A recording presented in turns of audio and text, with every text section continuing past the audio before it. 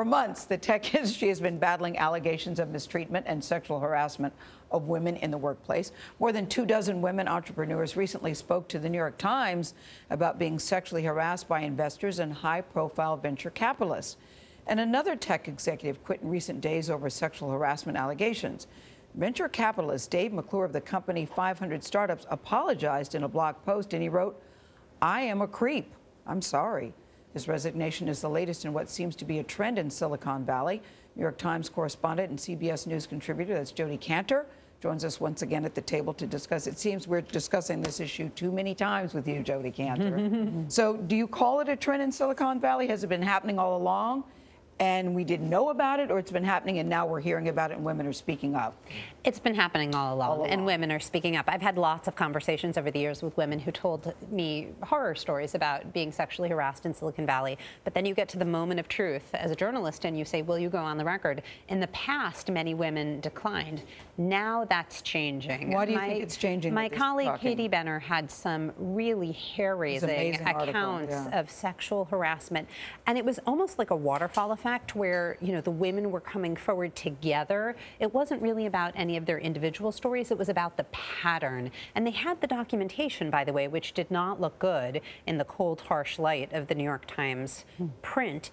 Basically, these messages from guys saying, you know, coming on to them. And remember the context. These were women entrepreneurs who were trying to build companies and they needed funding. So they went to these powerful male venture capitalists and they said, here's my business case, here's the amount of money I need, here's what I'll do with it. And most of them are men, the venture capitalists. Exactly. Right? Yeah. And the men's response was to come on to them. So it left the women in a terrible position.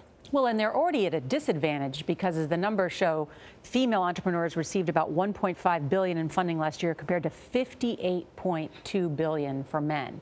So they face an uphill struggle. And then if someone's hitting on you while you're trying to get money for your business, they feed off this unbalance in a power structure. Exactly. And there's so much talk about getting more women into the tech pipeline, about STEM education, but you can send all the women you want to computer coding classes. If those women are going to be hit on when they try to get capital, then they're going to encounter very severe problems. So what is it about that culture? Is it really that different from any other industry? I think part of why this is happening now is that we're seeing a conversation across industries. In the last year, we've seen 2 major CEOs who have lost their jobs in part because of sexual harassment. Fox's Roger Ailes and Uber's Travis Kalanick. Travis wasn't accused, though, of sexual harassment. He wasn't accused directly, but it was a problem at his company. And so can you really name another era in which this has taken down CEOs? Things are beginning to shift. And most importantly, the women feel like they're going to be believed if they come forward.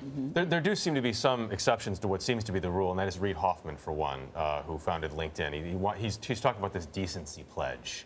Signing a decency pledge. What would that mean, and what would the punishment be if you violate it? The reason the decency pledge is so important is that it's just articulating a common sense rule, which is that no woman or man, for that matter, in the workplace should feel any kind of sexual pressure by the boss, whether the boss is a manager or whether it's an investor who has a lot of money to offer.